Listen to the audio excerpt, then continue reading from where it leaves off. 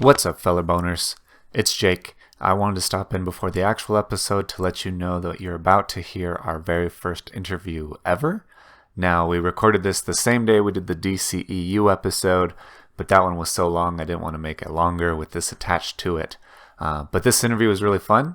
We learned a few things about recording remotely, which is good since Dustin moved to Texas, and it will be the norm now. He was actually in the room with me for this interview, but we were testing out new remote recording podcast software, and I realized afterwards that I had actually added Dustin to the call as a producer, which apparently means the program doesn't record his microphone, even though Christian and I could hear him just fine. But in spite of that small hiccup, we got to talk with a very talented young creative artist about his first couple films, what filmmakers and genres inspire him, and what message he would have for other aspiring filmmakers out there. So check out his YouTube channel to see the short films we talk about in the episode, CZF Productions. There will be a link in the episode description. And without any more ado, here's our interview with writer and director Christian Flore. So, after the Wonderland Film Fest last month, we had several directors and filmmakers kind of reach out to us. We were lucky enough to get to talk to several of the ones that made films. And one of those was Christian Flore, who just kind of reached out and we started talking about movies in general. Yeah. And then he was like, hey, I made a couple of those movies, and one of them we liked a lot. And so I thought it would be really awesome to talk to him. And so we get the opportunity to interview director, writer Christian Flore. Welcome to the show. Hey guys, how you guys doing today? Good, doing good. So you made Remember, which what you submitted to the Film Fest, and you also made Perception, which was also submitted, and Perception especially was one of the ones that stuck with us a lot. Yeah. We liked it a lot. So just real quick, Christian, did you listen to our episode after we watched all of the submissions? Yeah, I never realized there was like a podcast, and I listened to it and I was like, this is interesting. So like I'm just like skipping. I was like, they gotta talk about mine. Come on. And like this egotistical person just coming out. And then I was like, they talk about Perception. Oh, this is great. Record that on my phone, send it out to my friends. Let me get to Remember. And I'm like, I'm not gonna. No, wait. Yeah, and I didn't realize at the time that you had made both until like a couple of days ago. I was scrolling through Instagram and Remember was on there. I was like, oh, he did both. And then, but you actually said it was like the first movie that you ever made. Was that true? Yeah. So I grew up homeschooled, and so like. Hey, me too. Oh, really? Yeah, dude. We're the cool guys. We're the weird but cool but exactly weird. You probably can't see Jake right now. He's wearing a Batman onesie at the moment. Well, I mean, it's part of the show, you guys. So we created like this co-op of maybe 60 kids, and it would have been my junior year of high school, where I was getting on the teacher's good side. I was becoming a teacher's pet, and who doesn't love that when you get like an awesome teacher who's like, it got to the point where I would like getting in trouble at home, but the teacher would be basically saying like, do not like put him in a punishment because he's doing really good work. And so yeah. I could take advantage of that. You know what I mean? Yeah, 100%. So being a teacher's pet, she was like, well, we're going to write essays for our final project because we want to show to the younger kids what they're going to be doing when they get to our age. And so I was like, okay, so why don't I just like, I love movies, I love video, I want to do that. I'm a teacher's pet. I can take advantage of the situation. Hey, teacher, can I do a video project? And at first she was like, it was like an empty stare at me going, what are you gonna do? And then I brought on one of my good friends, Riley, and was basically saying like she could help me, which I just put her on the spot. She she's an amazing writer, and she was like, she's like in this position where she just had to say yes, And so the teacher was, okay, fine, that can be your guys' project. So yeah, that's kind of how it all started. And so did she write the poems that the kids were reciting? Yes. I know your opinions. No offense. So getting it out there. I really, really liked the idea of remember where as you went back in time, you had younger kids. Yeah, I think that was our favorite. It was like the voice of the nation as the nation was younger and younger. I liked that a lot. I thought that was a really good idea. The funny thing is, that wasn't the point. That wasn't. I literally listened to this. That was exactly how he took it. Yeah. I listened to the podcast and I was, oh my goodness, they're ingenious. That was never my intention, but I'm glad to see somebody appreciate something. No, it all went down. It could have been a lot worse, but so I think we started planning 2 months before we were supposed to show it. I told the teacher I wanted to do it right. And so we're planning, I'm doing all the planning. We're actually, her and I actually did our school yearbook too. So we had that in the process. So like we just double booked ourselves there. So we'd be emailing each other back and forth saying, okay, I like this. What are you writing? What are you writing?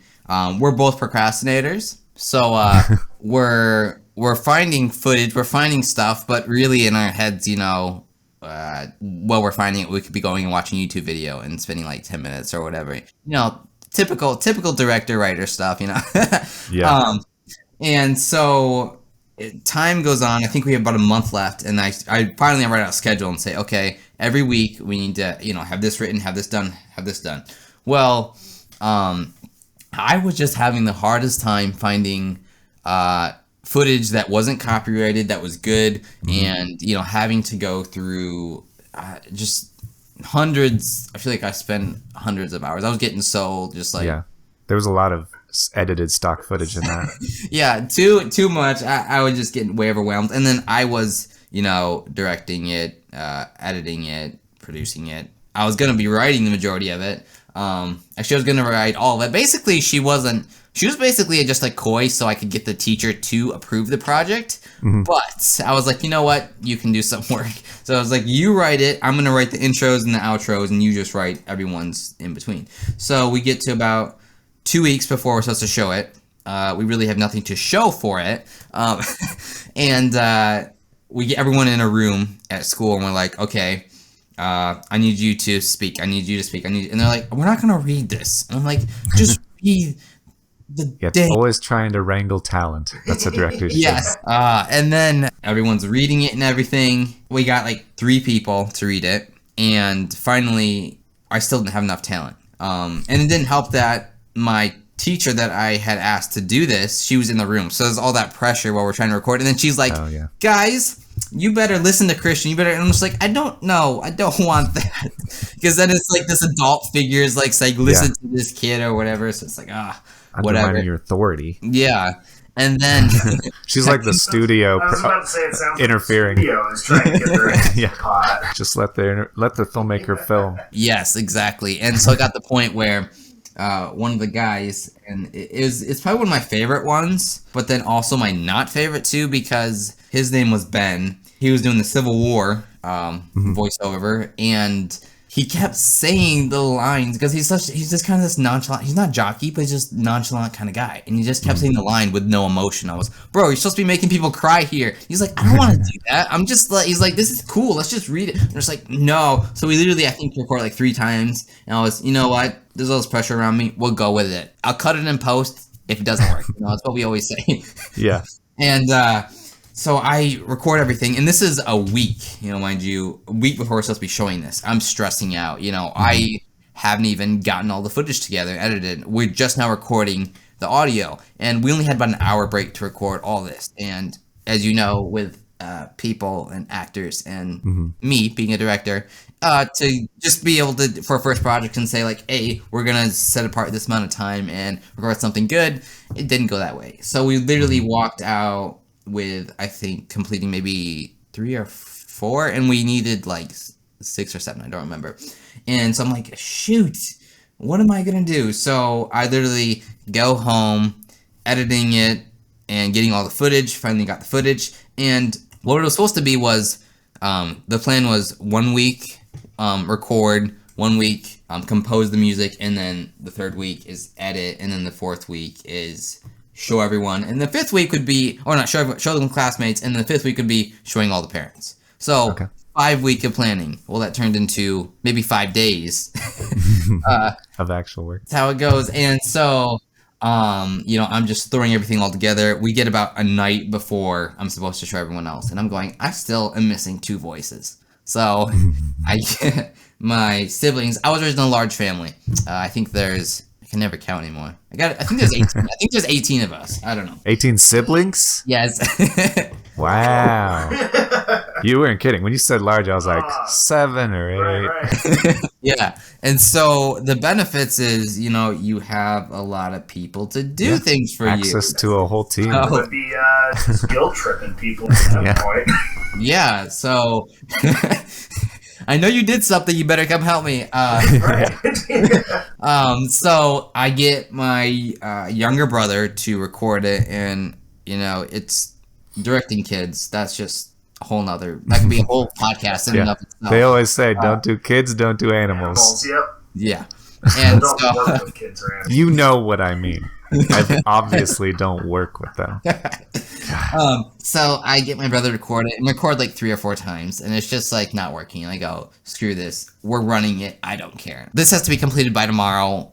I'm losing my mind. My gray hairs are just growing, that in high school. I'm in high school, and it's like, Mom, I already can't walk. Carry me. And so I get that done, and then I have my 7-year-old sister do it. And oh my goodness. So Riley, our writer, we only had one more left, and that was the Revolutionary War. And I was like, okay, I'm really the most passionate about World War II and the Revolutionary War. Mm-hmm. And so it's like Revolutionary War, that's just like what created America. I really wanted more passion. So I was like, I'm stuck with my 7-year-old sister. I was like, man, people will be able to cry to a kid's voice. Let's just do it, Let's appeal to pity here.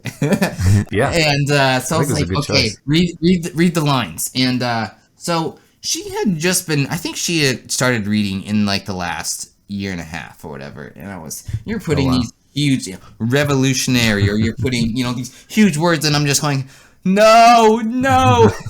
3 hours to record 40 seconds of lines and having to retake. I'm really surprised it actually like flowed together so well. So, and it finished editing everything. It's like at 2 a.m. in the morning. I'm supposed to be up at 6. And so I'm like, hit the render button, boom, going to bed. Come back down, 6. Yeah, let's say the render had stopped. Yeah, classic. We're flying to get everything around. I'm just like, oh my goodness, I'm flipping out. I'm supposed to show it in front of tons of kids. No one had seen it yet, mind you. No one had seen it. And so I showed it to parents. I'm like, my career's ruined at like, it's over. I'm sorry. Never we're going done. anywhere. And I'm just like eating my breakfast, hitting the export button again, and it's just going so slow. I'm running it. I did all the editing on Microsoft Surface. Yeah, just don't ever do that. You're just like, I think I can cut here. I mean, it keeps glitching on me, but let's just go for it. So like it's gonna say it's like gonna take like 10 hours. I have to have this, showing to everyone in like 3 hours. There's no way this is gonna work. So like we get in the van to go to school, and I'm just like having my computer out in front of me, just like hoping that thing moves faster, just waiting. And we get to school, and it's just like nothing is going well. Nothing. And I'm just, okay, talk to my teacher. Can we push things back? She goes, well, actually, we're planning on doing it later. I'm going, oh, thank you. Okay, we're good. But then I never had to test the audio, because we were in a church. That's where like we had our school. And so I don't know how to use the sound system. How the heck am I going to get this on the screen? This is supposed to be planned in pre-production. This is why we spend more time in that, on the fly. And when all was said and done, you got to the last second, we had to set up another speaker in the front of the auditorium and then play the video from the back. And so we had to have people like at my computer in the front of the auditorium, and then the person in the back had to push play at the same time. And so like if they didn't, the voices would be off and like everything. It would have been nightmare. And so I was like, okay, I'm gonna go up there and do my little nervous intro with Riley here. I don't know what the heck is gonna happen. Let's just hope for the best. And in my head, I'm just gonna walk to my seat and put my head down, and I'm just never gonna let the world see me again. How that goes. And so like I do my intro and I say, when I lift my hand in the air, like I'll point to you guys like that's when you guys both had to hit play at the same time, okay?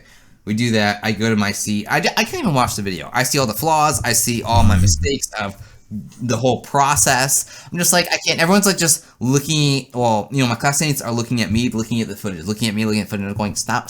Just look at that. Don't look at me. I know it's bad. I know either, to pick me or the video that's better looking here. The video is going to be better looking than me. I'm just crying over here. No. And so it ends. And everyone starts getting up and clapping and crying. And I'm like, was it that bad? And everyone's like, my teacher comes out. She's like, I had not seen this. I did not know it was going to be like this. I was like, oh, okay, this is a good thing. Okay, well, I'm stressed out. My heart's racing. And that's basically how it ended, except for I had a debate right after that. So, like, I was not prepared for the debate because I'd spent so much time. So there's my school life. So that project is very different than Perception.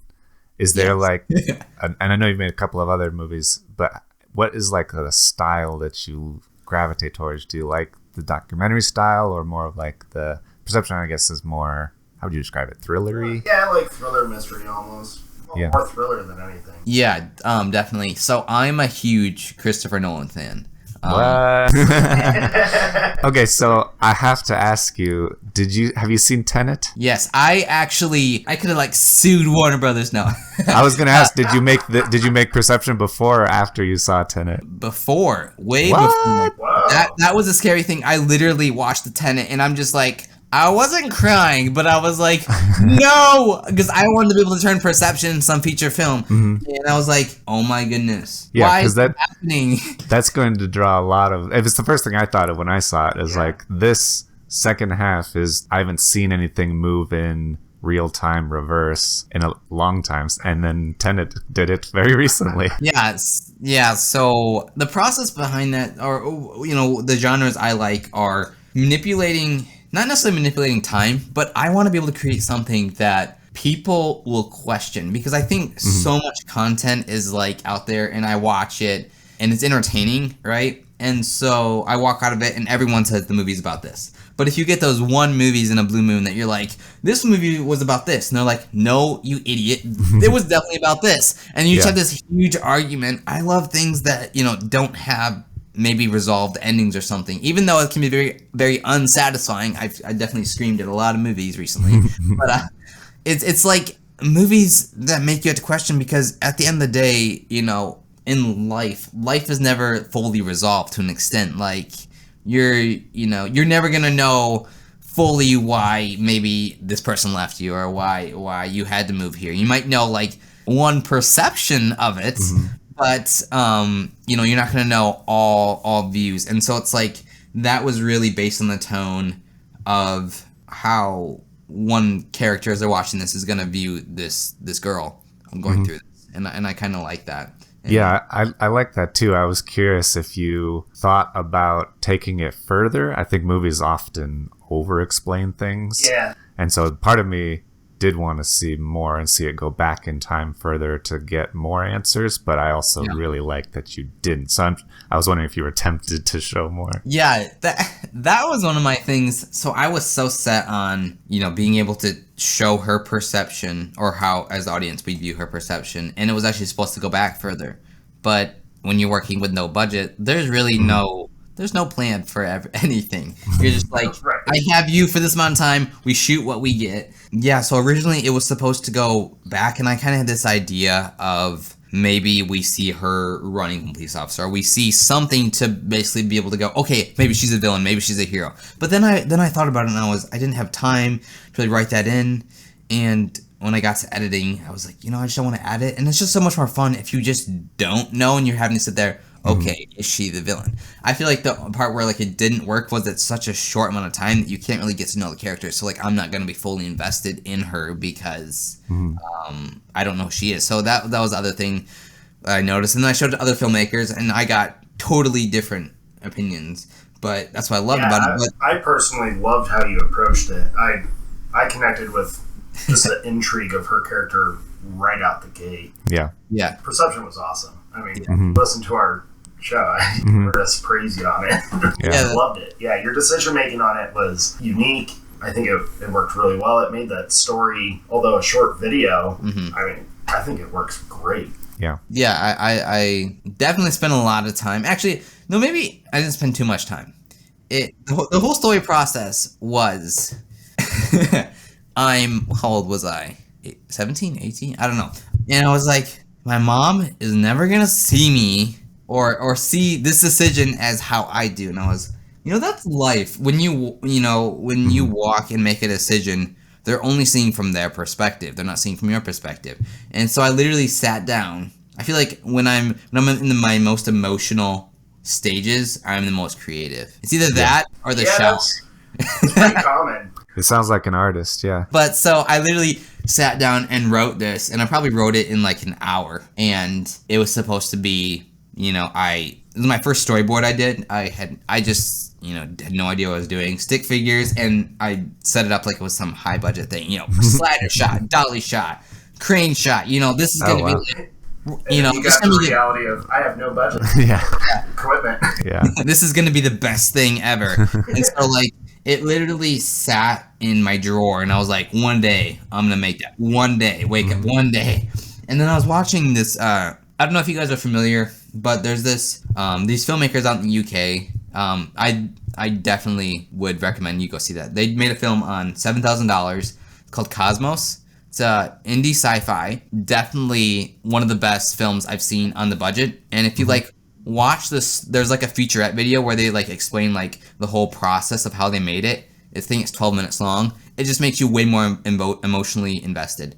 So I've been following them, and I was like, dang, I really want to create something, but I have nothing to show for. I really haven't created much. I mean, remember, that was really just a tease, and I wasn't very proud of it. I was proud of the emotional aspect, but really when I showed other people, I was like, I could see all the flaws in it. Yeah.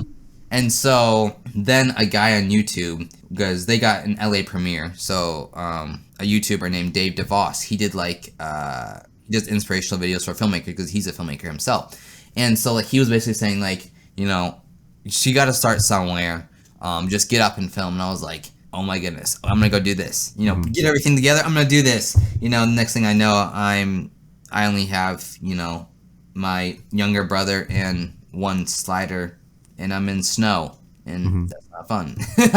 And so I'm just like, okay, I have my sister for a short amount of time. What can I do? Because she had a job interview she had to go to.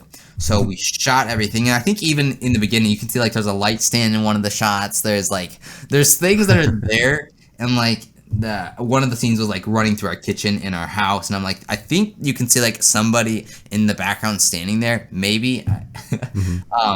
And so she ended up saying we got all the inside of the house stuff done. We started to go outside, and she was like, shoot, I gotta go to my interview. We'll shoot when you get back. And that's like the worst thing you can hear as a director, because people are going to be only invested in the time that they are now. But if they say, I'll get back to you, or we'll do it again, they won't. They're just like, remember that thing we did? You want to get back to it? Oh, no, I'm busy. Yeah. I said, you look at me. When you come back, we're going to go straight back to doing this. And she was like, yes, I'm totally invested in it. I'm like, no. She leaves, and I'm just like, another moment where I'm like, my career is ruined. She comes back. I'm like, okay, let's go. She's like, actually, I'm kind of tired. And we're just, no, you can't do this. And I said, you're losing light. Yeah, we're losing light. Definitely. And so I'm just like, okay, this is going to take 30 minutes. I love that line. As a director, that's the best line you can use. So we go out, we're running through the snow, we're losing daylight. So I'm like, shoot, I have to color correct this to make it look like it's going to be all the same day and not later and all this stuff. And then she has to run through the snow, so that's cold. And I made her, there's a scene where she like falls. I don't know if I even made it in the cut. I can't remember. But she like falls off the stairs. I think I had her do that like 20 times. She appreciated that. Yeah. It's like, I thought I told you I was tired. Yeah, she hated me for that. And I'm just like, okay. I said, I hated that shot so much, but I was like, it's good. Just tell an actor they're doing great, even if it sucks. But, so we get to the, I'm following my storyboard. I have my I think 12-year-old brother running with a backpack with all my film gear, my slider, and then he is like holding a bag over my head so I can like see the monitor because it's bright out, and I'm just like, oh, this is so guerrilla. Oh, whatever. This is, you know, Robert Rodriguez right here. And so we're filming, we're losing daylight, and I was like, screw the storyboard. Screw the expensive slider shots. We got to get this done. I know what I want. Let's go do it. So I record everything, get it all done. I throw into editing, and I go, I'm missing a ton of shots, but you know what? Let's work with what I have. So I literally got like that climactic ending all like edited, probably like within like an hour and a half, 2 hours. Because, you know, the 80-20 rule, that's kind of what it was there, honestly. It was the best shots you probably just get right off the whim, and you'll just go with it.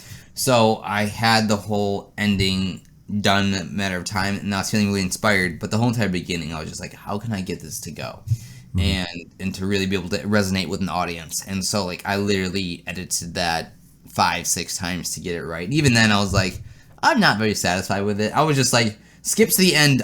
Like I was like, audience, just skip to the end because the end's the best part. The end I spent hardly any time on. And so yeah, so I released it and people ended up liking it. I was like, I think it worked. Yeah, I think it definitely worked. I would say it did. Especially for a high school project. We were very impressed by that. Are you still in high school? I just graduated. Okay. I was about to be like, how old are you? Yeah. 19. Yeah. I graduated during the pandemic. Who did you write the narration parts of that? Yes. Okay, because that's one of the things that stood out to me immediately. I was like, this is well written. I like this. Yeah, I'm a fan of abstract writing, so a lot of people do not like me because I've been doing writing classes for the last like 5-6 years, and I started with not even knowing what a verb was to now, okay, I think I know what it is now. But you know, having a teacher kind of teach me, because I had the same teacher for the last 5 years or whatever to teach me and show me writing, but even then I like to be more creative, and it kind of threw a lot of my family off. They're like, this doesn't make sense. It's not concrete. You can't be like that. And I was like, well, life isn't just set in stone, you know. I like being abstract, and then, you know, I like having deep conversations with people. So I was like, if I can make this right, where you're like, the whole entire time you're like, what the heck is going on? These words sound good. The acting might be a little good.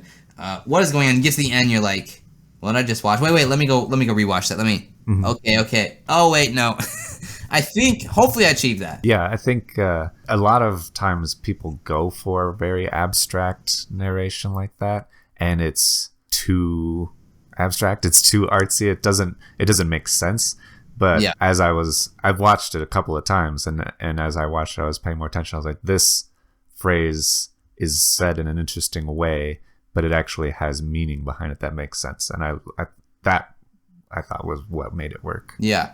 And the funny thing behind the writing was I wrote it and I saved it on my computer, but apparently the file didn't save. So I literally wrote that, I think, all in like 10 minutes.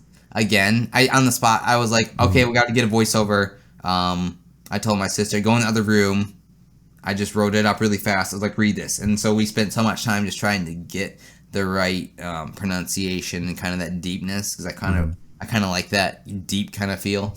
And so the whole entire time, I'm just like, I wasn't even in my right mind. I was just like, I just wanted to be able to prove to myself. Basically, this project was proving to myself, saying, I can actually produce something that isn't like, remember, where it's just stock footage, or, you know, where I didn't fully write that. Is like, I can actually fully produce this from beginning to end, and me actually go, I enjoyed the process of that. Yeah. But I think it comes across.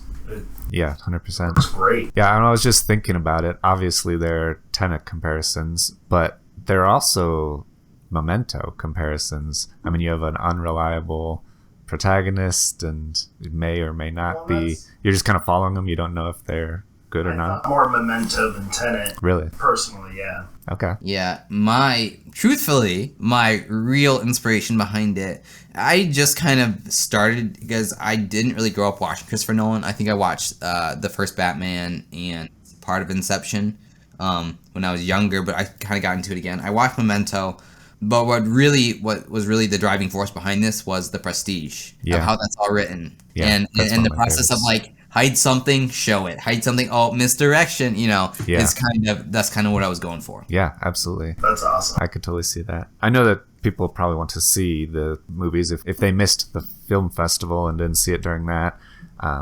You have it up on your YouTube, right? Yes.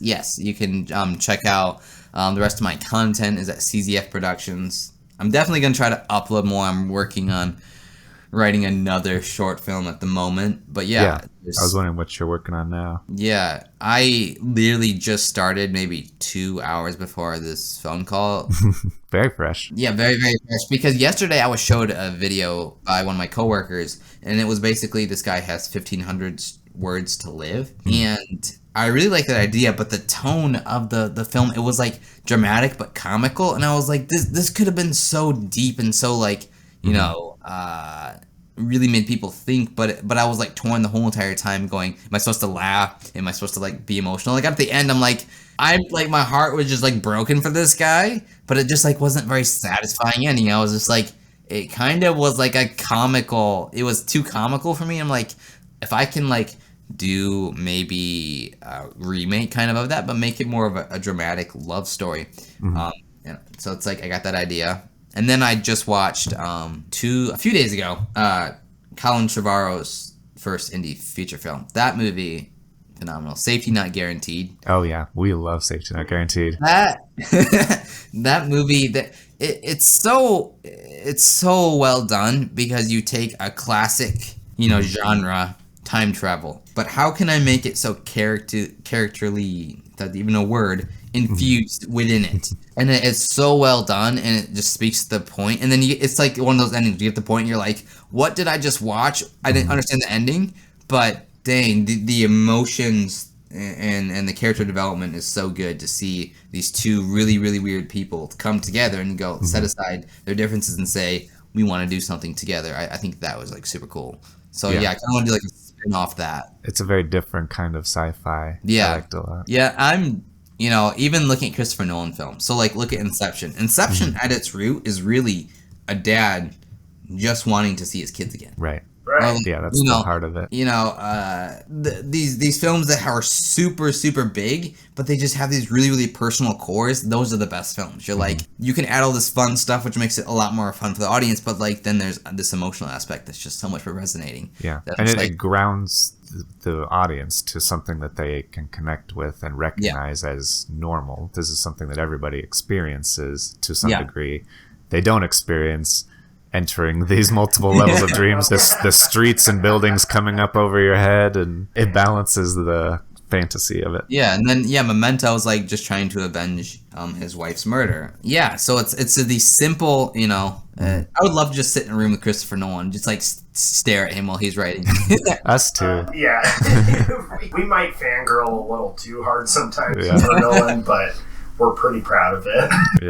Yeah. And then the other thing I know you're doing, you started a podcast recently, which sounds like a really cool idea. So it's called Know Before You Go, and it's the premise sounds like it's basically you will see a movie and then let people know if they feel like it's worth their time and money and why they might like it, why they might not, that kind of thing. Yeah, definitely. I'm not someone to really jump on bandwagons, but I was like, you know what? I'm in this moment where I literally wasn't creating any content. I'm like, I need to create more content. But you had an episode on Nomadland, which I want to listen to your podcast because I don't know if I want to see Nomadland. So I'm kind of your target audience where I would be curious if it's for me, if I care, if it's too artsy and I don't care. I don't know yet. Yeah, I kind of was on the bench. That was actually my first episode where I recorded like with somebody else in the room.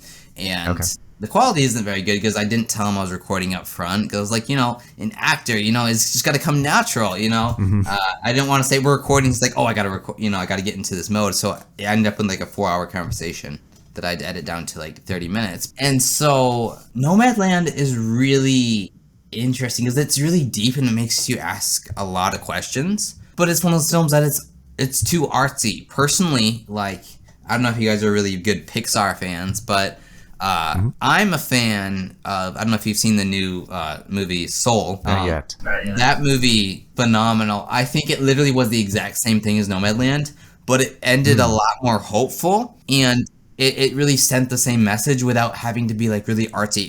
It was funny. It was good. Whereas Nomadland, I'm just like really this really depressive tone throughout it all, and then it gets to the end, and you're just like, wait, like I didn't resonate with the character too much. So you have no idea what's going on. Yeah, and it like you kind of knew what was going on, but it was like taking on too many genres. I felt like into one film, and I feel like it's gonna win Best Picture. Honestly, I want Soul to win, because I think that would be awesome. Because I think it'd be the first animated film to win Best Picture. But yeah, it's just too artsy, and it asks too many questions, but doesn't give good enough answers or strong enough answers. And you're just like, this is good, I understand it, but there's a ton of other movies that do the same thing that are well worth my time and money. Yeah. So yes, that's kind of what I want to do with my podcast, is tell people, you know, if this movie is going to be worth your time. And I love watching movies, and if I can, you know, if it gives me a good excuse to feel like I'm being productive when I watch a movie. Yeah, you view it in a different way for that reason. Yeah, we talk about all the time, there's too much content out there, and so it's really nice to have resources to figure out if I should spend my time on this or if it's a waste of time and I could spend it somewhere else. Yeah, definitely. Is there anything else you wanted to shout out? We really appreciate you coming on our show and chatting, and I feel like we should do it again in the future. I feel like we should, and I'll make sure my headphones are actually... It's a good idea. I use old school analog plug-in headphones so they don't die.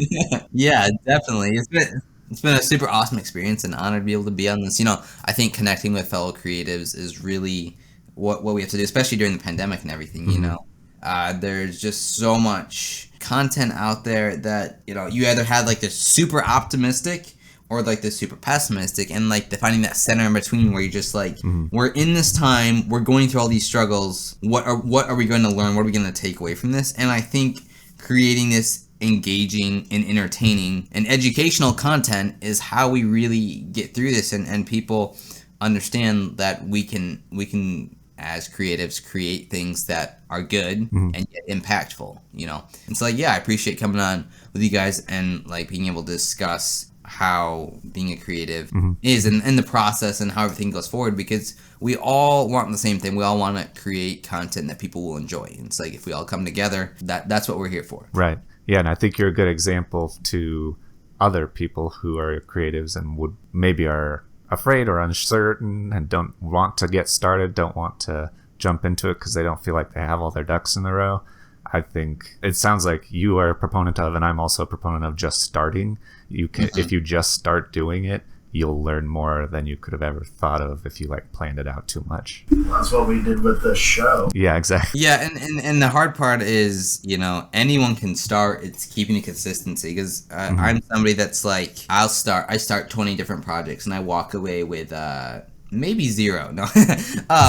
And so it's like you get caught up in this idea of like, I'm gonna start this, it's gonna be awesome, and then you lose track of the purpose. Like, who doesn't want to be able to make money off, you know, you guys podcasting or me, filmmaker? But then you get like so caught up in, I just need to do this. Whereas if you're just like, I'm doing this for fun, I love this. That's what matters, and that's what really resonates. And it's really the starting process of, you have to get over your insecurities. So many times I would look at that script and say, one day I'm gonna do that. One day it's gonna be awesome when I have a budget of, you know, $2 million. And, right. You know, who's gonna give some 19-year-old $2 million?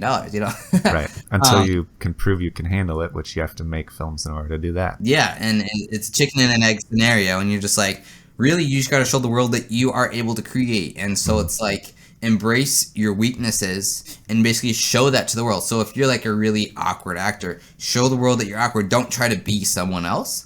And so if you create content that's resonated around who you are, people are going to trust that, because people want real content now. Like, you know, they might be tired of all the other stuff that could be, you know, more towards fake, and they're just like, what is real content? What is out there that's going to be really resonating with me? Right. And so, yeah, we're seeing all these creatives all come together, and that is definitely what needs to happen in you know, for me, it's in the filmmaking industry, is just go out and do it. It's, you know, you got to get over your insecurities, do it, and I'm still getting over mine. You know, there's certain things I want to be able to do. I wanted to make a feature film when I was 16. That didn't happen. And but so not to give up and not to get discouraged when it doesn't happen, or you notice your mistakes or whatever. And knowing that it will fail, you know, failing is how we grow, and how we grow is how we learn, and how we learn is how we succeed. Yeah. And so it's like, you will fail, just knowing that you can always learn from that fail, and you may end up failing harder, but you at least completed something. You can walk away and say, I completed something. And that's why I'm such a big proponent of, especially in your early years of school. So like middle school, high school, is find your love, find your passion, find what you want to do, and start doing it there. People will look to you and be more inspired by you if you're starting younger. You know, let's think if a 10-year-old were to make a feature film compared to a 25-year-old. People are going to be more attracted to the 10-year-old film, which are like, no 10-year-old is doing it. So what you always want to do is, what is everyone else doing it? What is everyone else doing? And then I'm not going to do that. I'm going to do it. I'm going to break the standards of, I'm going to do something totally different. So if you're younger and you're listening, just go out there and do it. Don't care what other people think, which this is so cliche.